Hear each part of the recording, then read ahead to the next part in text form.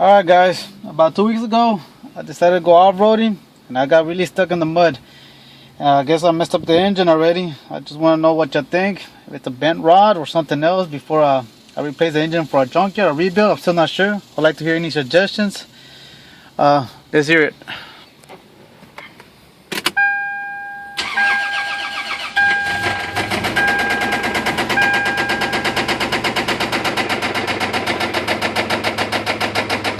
Sounds like shit.